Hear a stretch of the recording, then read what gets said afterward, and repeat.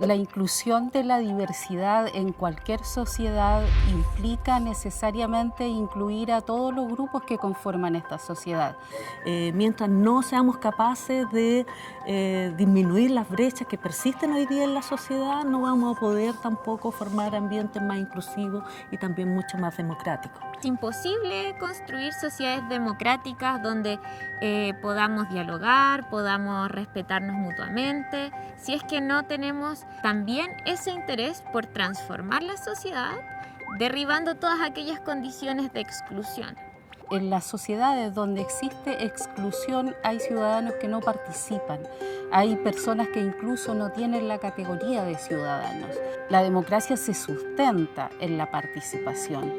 Por lo tanto, la consideración de las particularidades, la incorporación de esto en las decisiones que afectan a toda la sociedad es fundamental para sostener una democracia.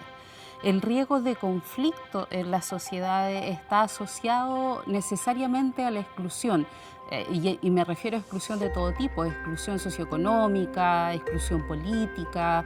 Que discriminan, que segregan, que marginan a algunas personas respecto de otras. Exclusión étnica, racial, por el hecho de ser persona con discapacidad, por ejemplo.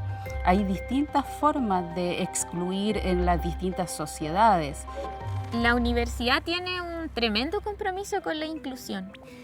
Las universidades deberían pensarse como instituciones que están al servicio de los territorios en los que se encuentran. Que es en la educación superior donde se forman los profesionales y tomadores de decisiones, donde se forman los líderes políticos, los líderes sociales, donde se forma el núcleo, digamos, de los tomadores de decisiones de las distintas sociedades. Nosotros estamos llamados a formar profesionales con responsabilidad social que se insertan en un medio y que tienen que responder también a las expectativas de su entorno.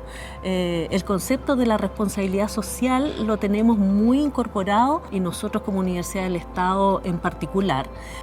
Y por ende están formando profesionales que van a transformar en los próximos años la sociedad. No da lo mismo cómo sea el proceso de formación dentro de la universidad. Para pensar en una educación que sea inclusiva, necesitamos considerar al amplio espectro de nuestro estudiantado. Y entonces las universidades requieren poder pensar esa transformación no solo en cuestiones de aula, sino en la serie de espacios, actividades, estrategias que tenemos al interior de la universidad. Si no formamos a esos tomadores de decisiones para ser inclusivos, lo que vamos a generar es tener sociedades que van a seguir excluyendo.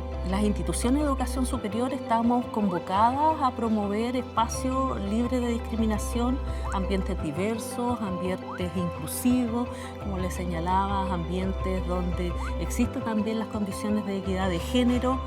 Porque la única forma de pensar en una transformación es que tengamos un proyecto que es común, que es colectivo. Si estamos hablando de inclusión es porque reconocemos que vivimos en sociedades excluyentes.